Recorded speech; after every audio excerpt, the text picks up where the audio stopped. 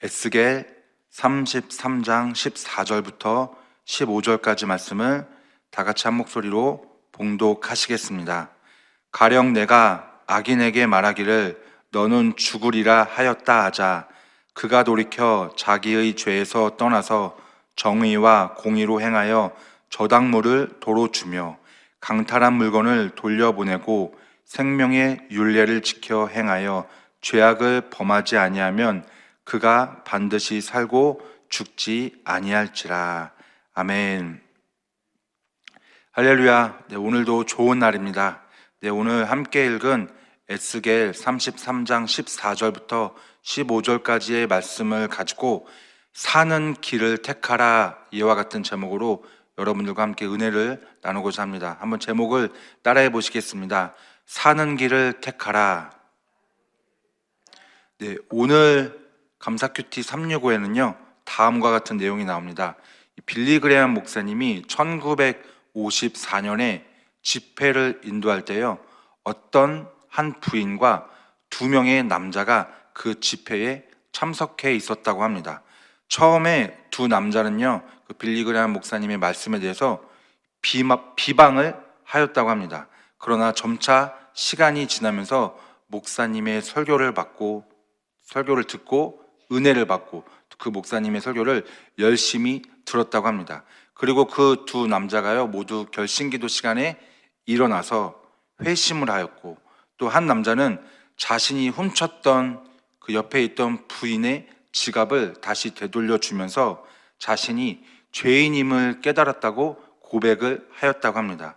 그 뒷이야기에 대해서는 나오지 않았지만 예상하건대 아마 그 2 사람이 예수님을 믿음으로 말미암아 변화된 삶을 살다가 결국에는 천국에 들어가지 않았을까, 이렇게 생각을 해봅니다. 여러분, 세상에는요 2 가지의 길이 있습니다. 사는 길이 있고 죽는 길이 있습니다. 모든 사람이 다 사는 길을 택할 것입니다. 사는 길은 단순히 이 땅에서 오래 사는 것을 의미하는 것이 아닙니다. 천국이냐 지옥이냐, 천국으로 가는 길이 바로 사는 길인 것입니다. 즉 다시 말해서 사는 길은 영생의 길을 가는 것이라고 말씀할 수 있습니다. 누구나 다 영원한 생명이 있지 않습니까? 누구나 다 영원한 생명이 있는데 예수님을 믿는 사람들 뿐만 아니라 예수님을 믿지 않는 사람들도 영원한 생명이 있습니다. 그런데 그 영원한 생명에 차이점이 있다는 것입니다. 천국에서의 영생이냐 지옥에서의 영생이냐. 천국에서의 영생은 하나님과 함께하는 것을 계속 반복적으로 생각하지만, 지옥은요 하나님과 함께하는 것조차 생각하지 못하는 너무나 안타까운 삶이라는 것입니다. 하나님과 함께하느냐 하나님과 함께하지 못하느냐에 따라서 사는 길과 죽는 길이 나뉘어진다는 것을 믿으시기 바랍니다. 우리는요 당연히 사는 길을 택해야 되는 줄 믿습니다. 오늘 본문 에스겔서 33장 말씀을 통해서 사는 길은 어떠한 것인지 하나님의 말씀의 은혜를 한번 나눠보고자 하겠습니다. 33장, 이 에스겔 33장 전체 내용은요 파수꾼으로서 부르심을 받은, 세움받은 에스겔이 이스라엘 백성에게 하나님의 말씀을 전달하고, 그 하나님의 말씀을 들은 이스라엘 백성은 무엇을 꿈꾸느냐? 회복을 꿈꾼다. 이 내용을 바로 에스겔서 33장에서 말씀을 하고 있습니다. 그 회복은요 못 살고 있는 상황에서 잘 살게 되는 그러한 역사가 일어나는 것을 말하고 있지 않습니다. 또 아픔과 또 어려움 때문에 내가 가지고 있는 그 아픔과 어려움과 상처가 깨끗하게 치료받는 것도 말씀하고 있지 않습니다. 바로 무엇을 말하냐? 육의 회복이 아닌 영의 회복을 말씀하고 있는 것입니다. 에스겔 33장 10절 말씀, 이와 같이 말씀합니다. 한번 다 같이 한 목소리로 읽겠습니다.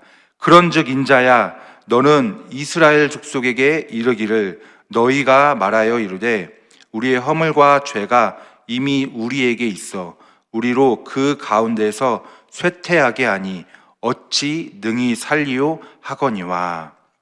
에스겔은 바벨론 포로 시대의 선지자였습니다.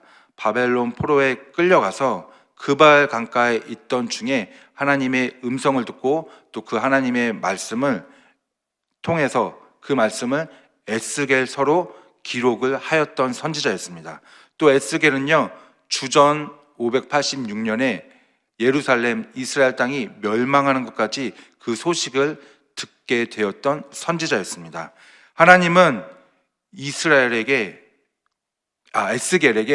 패역한 이스라엘 백성들의 말을 듣지 말고 또 그들을 두려워하지 말고 강하고 담대하게 하나님의 말씀을 전하라, 이렇게 하나님의 음성을 들었습니다. 그리고 에스겔은 정말 강하고 담대하게 하나님의 말씀을 이스라엘 백성들에게 전하기 시작했습니다. 에스겔이 선포한 내용은 이와 같았습니다. 이스라엘 백성이 현재 바벨론 포로 생활을 하고 있는데 그 바벨론 포로 생활을 하고 있는 이유는 그들의 죄 때문이며, 그리고 그들의 죄로 인해서 바벨론 포로 생활을 하고 결국에는 예루살렘, 이스라엘 땅마저 멸망하게 될 것이다 라고 말씀을 전하였습니다. 그리고 결국 어떻게 되었죠? 정말로 그 말씀대로 죄의 결과, 그 멸망이라는 큰 비극을 맞이하고 말았습니다. 죄를 짓는 사람들은요, 보통 꿈을 잃고 또 희망을 잃고 소망까지 잃어버리는 경우가 많습니다. 그리고 죄를 짓는 사람들은 죄책감에 빠지게 됩니다. 지금 그 이스라엘 사람들, 바벨론 포로 생활을 하고 있던 사람들이 그와 같은 삶을 살고 있었습니다. 어떤 상황이었냐? 바로 자신들이 하나님께 죄를 짓고 바벨론 포로 생활을 하게 되고 그로 인해서 꿈과 희망과 소망과 모든 가지고 있던 긍정적인 것을 잃어버리고 말았던 것입니다. 우리가 죄를 지어서 이렇게 벌을 받고 있는데 어떻게 하나님께서 우리를 다시 회복시켜 줄 수 있겠습니까? 이와 같은 고백을 하던 이스라엘 백성들, 그들은요, 쉽게 말해서 인생을 포기했었던 것입니다. 에스겔 33장 10절 후반부 다시 한번 읽어보도록 하겠습니다. 시작. 우리의 허물과 죄가 이미 우리에게 있어 우리로 그 가운데서 쇠퇴하게 하니 어찌 능히 살리요 하거니와. 죄는요, 우리의 모든 부분을 파괴시킵니다.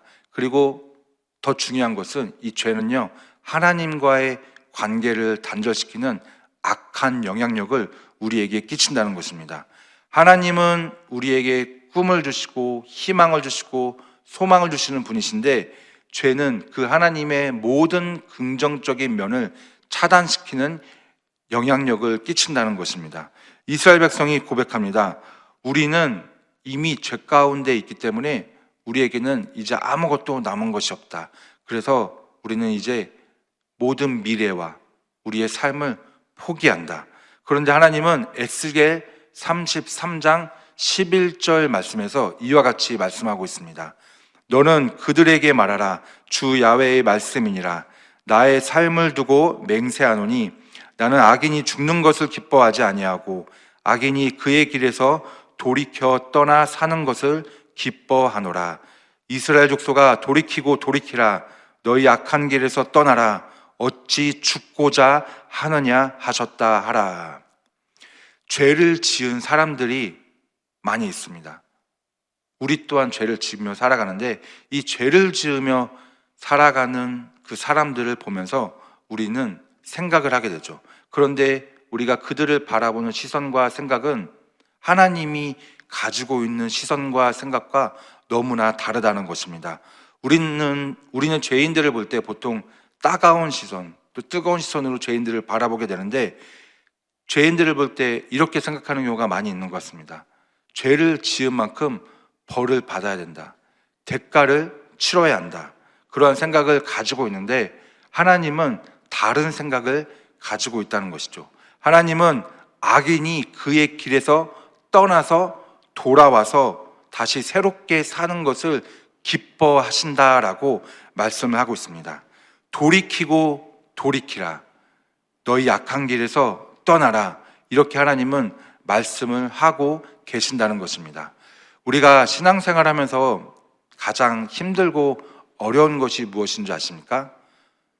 5월 달부터 6월 달까지 시작되는 그 40일 특별 새벽 기도회 가운데 하루도 빠지지 않고 그렇게 새벽 예배를 참석하니까 그래서 너무 몸이 피곤한 거예요.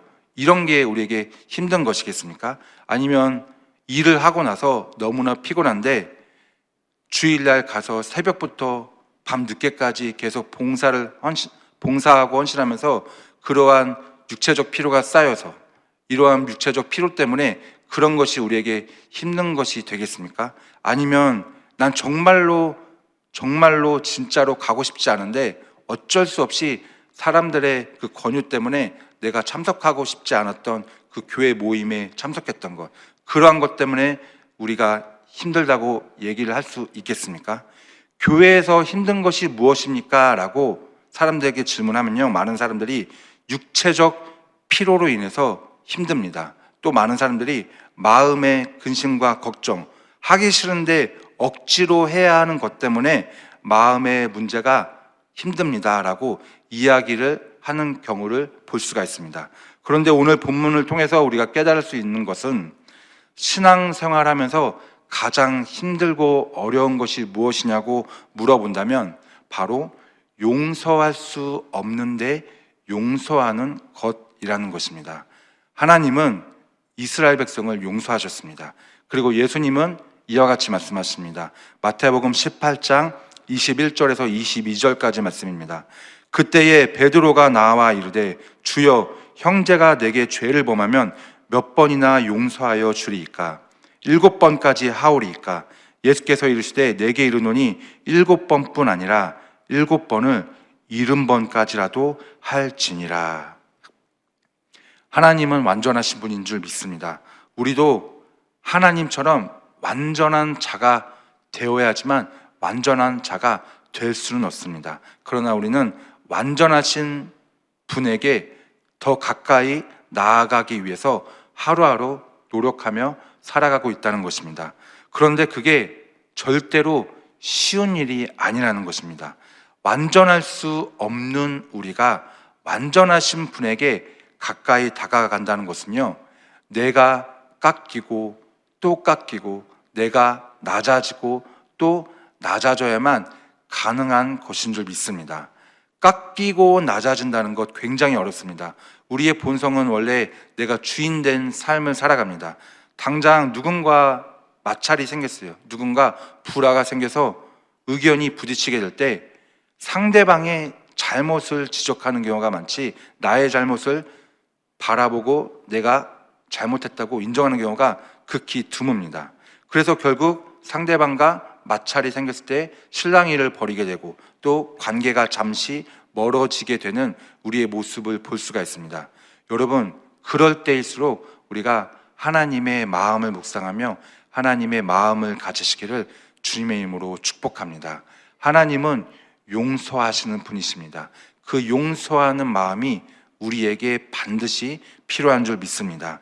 하나님의 마음을 가지려고 하는 노력도 하지 않기 때문에 내가 더 어렵고 힘들어지는 것입니다. 하나님은 악인을 용서하실 뿐만 아니라 그 악인이 죄악된 길에서 다시 돌아오기를 원하십니다. 세상의 법은요, 이렇게 말하죠. 죄를 지은 사람은 그만큼의 형량을 받고 벌을 받아야 된다 라고 이야기합니다. 그런데 문제는 예수님을 믿는, 용서하시는 그 주님을 믿는 우리 그리스도인들도 똑같은 생각을 가지고 있다는 것입니다. 하나님이 소유하고 계시는 그 용서의 마음을 세상 가운데 전하고 그 용서의 마음을 통해서 우리가 그리스도인의 영향력을 끼쳐야 되는데 그렇게 하지 못하고 있는 우리의 모습을 우리가 볼 수가 있습니다. 그러한 마음을 가지고 있는 우리들에게 오늘 하나님은 이와 같이 말씀합니다. 오늘 본문 에스겔 33장 13절 말씀입니다. 가령 내가 의인에게 말하기를 너는 살리라 하였다 하자.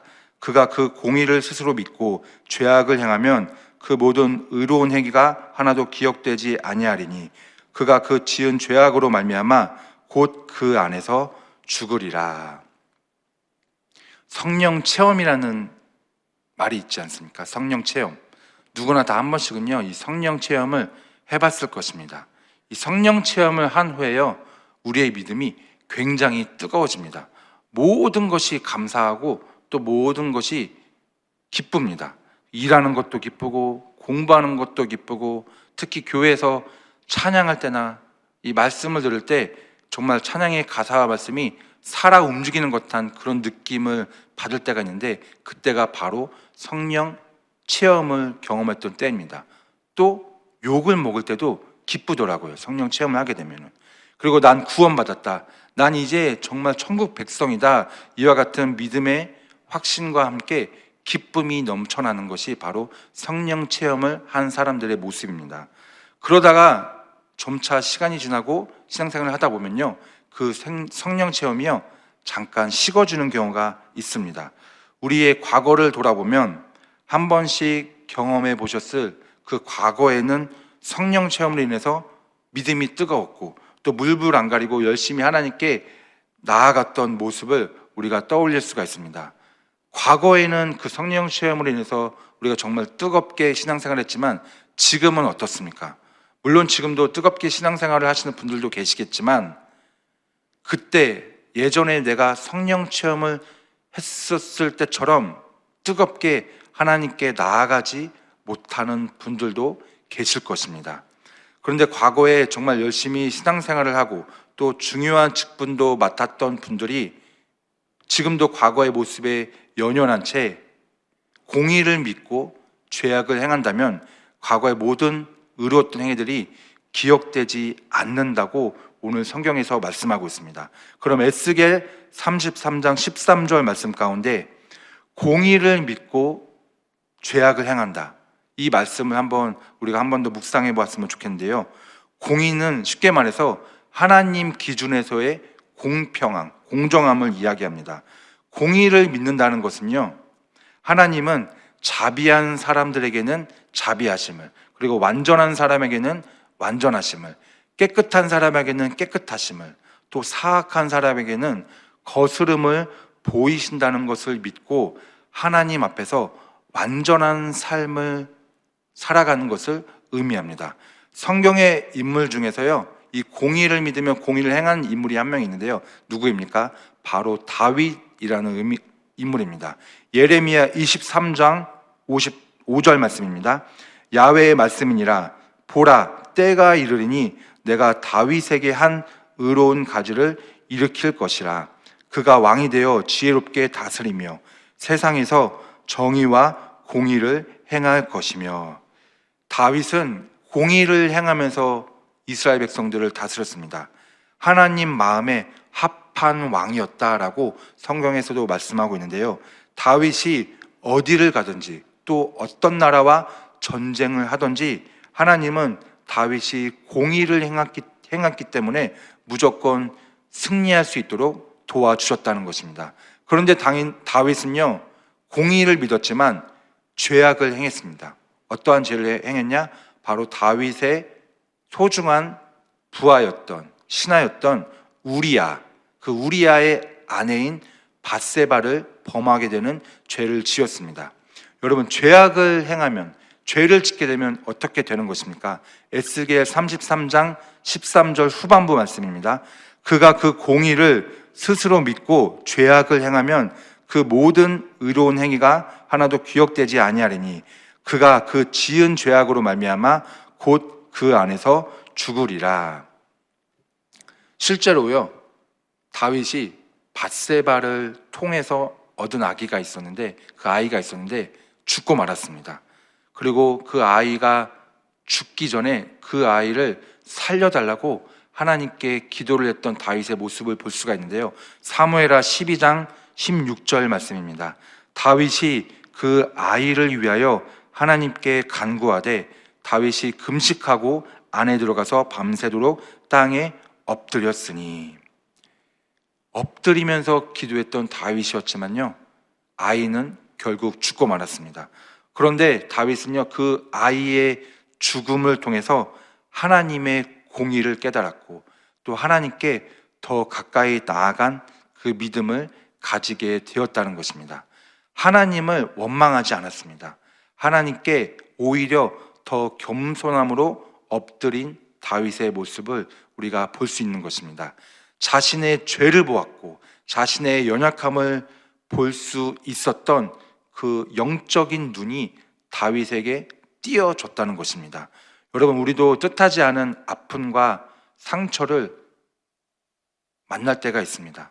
그리고 그것이 너무나 힘들 때가 있다는 것이에요.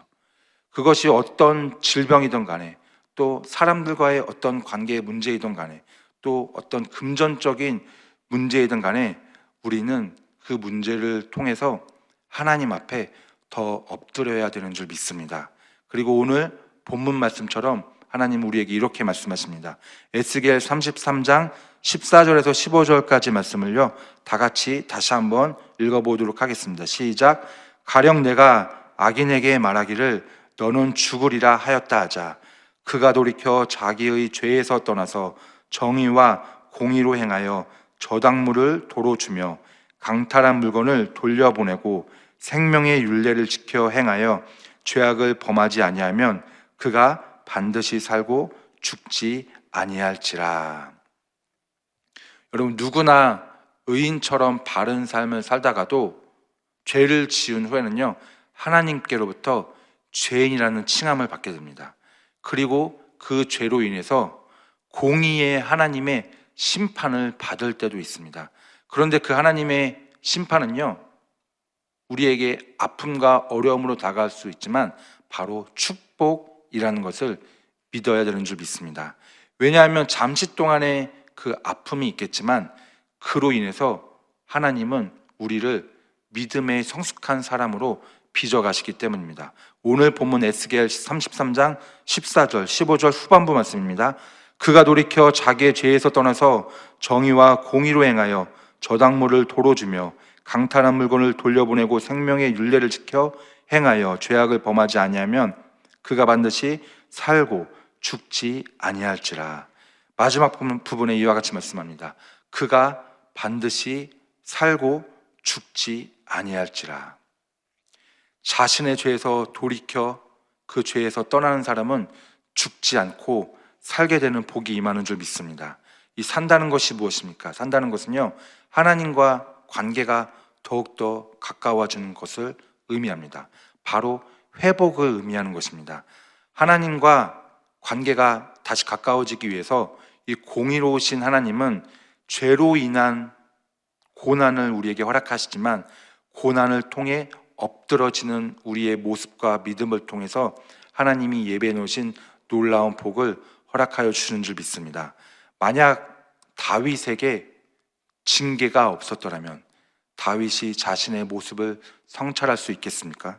하나님의 징계가 다윗에게 있었기 때문에 다윗은 자신의 모습을 되돌아볼 수 있었고 하나님께 더 가까이 나아갈 수 있는 영의 회복을 얻을 수가 있었던 것입니다. 여러분, 우리가 쉽게 짓는 죄이면서 신앙생활 가운데 지키기 어려운 것 중에 하나가 무엇입니까? 바로 아까도 말씀드렸지만 이 용서라는 것입니다. 용서. 고린도전서 13장 말씀에도 믿음, 소망, 사랑 이 중에 제일은 무엇이다? 바로 사랑이라고 말씀하고 있지 않습니까? 이 용서는요, 사랑 중에서 가장 최고의 사랑을 의미합니다. 용서의 사전적 의미를 보니까요, 이렇게 이야기합니다. 지은 죄나 잘못에 대하여 꾸짖거나 벌을 주지 않고 너그럽게 봐준다, 이 뜻을 가지고 있는데요, 예수님은 용서를 7번을 70번씩이라도 하라고 말씀하셨습니다. 7번을 70번씩 7 곱하기 70, 490번, 이 490번씩 용서를 하라는 말씀은 그만큼 이 용서를 하라는 것이 숫자로라도 셀 수 없을 만큼 중요하고 중요하다라는 것을 말씀하고 있다는 것입니다. 예배를 드리고 말씀의 은혜를 받고 마음의 평안도 얻었고 교회에서 열심히 봉사하면서 하나님께 내가 정말 귀한 영광을 올려드렸다라고 생각하면서 교회에서 그렇게 쓰임을 받는 분들을 우리가 교회에서 많이 볼 수가 있는데요, 그런데 오늘 말씀의 제목처럼 그것이 정말로 진짜로 사는 길을 택하는 삶이라고 말할 수 있겠습니까? 이와 같은 질문을 우리가 던지지 않을 수 없습니다. 주님이 말씀하시는 사는 길이란, 그 사는 길을 택하라고 말씀하셨는데, 주님이 말씀하시는 사는 길이란 바로 죄에서 돌이키는 것, 또 다른 말로는 용서하는 삶인 줄 믿습니다. 용서는 영어로 forgive입니다. forgive. 여기에서 give는요, 주다라는 의미인데요. 다시 말해 용서는 용서받을 자격이 없는 사람에게 사랑의 선물을 준다라는 것을 의미합니다. 이 선물 얼마나 좋은 것입니까? 선물 받으면요, 기분이 너무나 좋습니다. 용서라는 사랑의 선물, 여러분 우리도 그 용서라는 사랑의 선물을 이미 받았지 않았습니까? 우리는 예수님의 십자가를 통해서 그 용서의 선물을 묵상할 수 있고, 또 이미 그 선물을 잘 받았다는 것을 믿고 또 알 수가 있습니다. 내가 용서받았기 때문에 다른 사람들도 당연히 용서해야 한다는 것은요, 한편으로는 그렇게 쉽게 우리의 마음에 안 닿을 수도 있습니다. 용서하지 못하면 죄를 짓는 거야. 그래서 죄를 짓지 않기 위해서 나는 어쩔 수 없이 용서를 해야 된다. 이것도 우리에게 마음에 와닿지 않을 수도 있습니다. 그리고 용서는 무엇이냐? 바로 하나님의 은혜를 체험한 사람들을 주님께서 직접 그분의 집에 초청하는 것이라는 것입니다. 용서를 하는 순간 그 용서하는 사람은요, 하나님의 집에 초청받는 영광을 얻게 되는 줄 믿습니다. 용서는요, 용서받을 사람을 위한 것이 아닙니다. 용서는 결국 나와 하나님과의 관계 회복을 위해서 필요한 것인 줄 믿습니다. 여러분, 아버지 집, 그 주님의 집에 초청받기를 원하십니까? 아버지 집에 들어가는 것, 주님의 집에 들어가는 것이 바로 사는 길인 줄 믿습니다.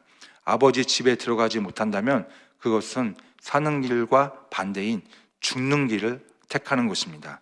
지금 새벽 예배 드리시는 모든 분들이요, 하나님께서 주시는 그 선물을 통해서 내가 용서하지 못했던 사람들을 다시 한번 용서하며 사는 길을 택하는 하나님의 은혜가 있기를 주님의 이름으로 축복합니다. 그 은혜로운 삶, 사는 길을 택하는 삶이 정말 우리가 어쩔 수 없이 해야 되는, 무조건 해야 되는 그러한 하나님이 예배해 놓으신 놀라운 축복의 삶인 줄 믿습니다. 오늘도 사는 길을 택하며 용서하지 못했던 사람을 주님의 마음으로 하나님이 주신 선물로 용서하며 살아가는 여러분들 한 분 한 분 되시기를 주님의 이름으로 간절히 축원드립니다. 기도하겠습니다. 사랑과 은혜가 무한하신 하나님 아버지, 우리는 사는 길을 택하기 원합니다. 우리의 믿음이 너무나 연약하여서 그 사는 길을 택해야 되는 것을 알면서도 우리가 사는 길을 택하지 못하고 죄로 인해서 죽는 길을 택하는 경우가 있는데, 하나님 우리의 모든 죄를 예수의 보혈로 깨끗하게 치료하여 주시옵시고, 하나님 아버지께서 우리를 예배 가운데 다시 영의 회복을 허락하여 주셔서 우리가 용서라는 그 사는 길을 택하는 믿음의 하나님의 신실한 자녀들 될 수 있도록 붙잡아 주시옵소서. 오늘 또 감사하는 마음으로 하나님께 예물을 올려드립니다. 예물을 올려드리는 손길마다 백배 천배 만배 복으로 더하여 주시옵시고, 하나님께서 그 예물을 통하여서 하나님의 나라가 더욱더 확장되는 놀라운 은혜를 허락하여 주시옵소서. 감사드리며 예수님의 이름으로 기도드리옵나이다. 아멘. 하늘에 계신 우리 아버지여, 이름이 거룩히 여김을 받으시오며 나라가 임하시오며 뜻이 하늘에서 이루어진 것 같이 땅에서도 이루어지이다. 오늘 우리에게 일용할 양식을 주시옵고, 우리가 우리에게 죄 지은 자를 사하여 준 것 같이 우리의 죄를 사하여 주시옵고, 우리를 시험에 들게 하지 마시고 다만 악에서 구하시옵소서. 나라와 권세와 영광이 아버지께 영원히 있사옵나이다. 아멘. 할렐루야. 하나님께 영광의 박수 올려드립니다. 네, 이제 기도하는 시간입니다. 나라와 민족을 위해서 기도해 주시고, 여의도 순복음교회와 이영은 대표 총회장님의 목회 사역을 위해서 기도해 주시기 바랍니다. 또한 우리 여의도 순복음 분당교회와 황선욱 담임 목사님의 목회 사역을 위해서도 기도해 주시기 바랍니다. 또 성령 충만과 개인 문제 해결을 위해서, 또한 오늘 주신 말씀을 생각하시면서 기도해 주시기 바랍니다. 그리고 오늘 교회에 여러 가지 행사가 있습니다. 그 러브앤액츠 살라눔 행사, 전다식 행사도 있고 또 성탄 트리 점등식 행사도 있고요. 또 오늘 금요 성령 대망회가 그 여기로 온 외부에서 그 교도소 간증으로 유명하신 박효진 장로님을 모시고 우리가 또 은혜 시간을 맡게 되는데, 오늘 또 진행되는 행사와 예배 가운데서도 하나님께서 놀라운 은혜를 허락하여 주시고 더 많은 분들이 또 예배에 참석하여서 은혜를 받을 수 있도록 또 오늘 하루에 하나님의 사역을 위해서도 기도해 주시기 바랍니다. 우리 모든 말씀을 생각하시면서 우리 주님의 성을 3번 부르고 통성으로 합심하여 기도하며 나아갑니다. 주여, 주여, 주여.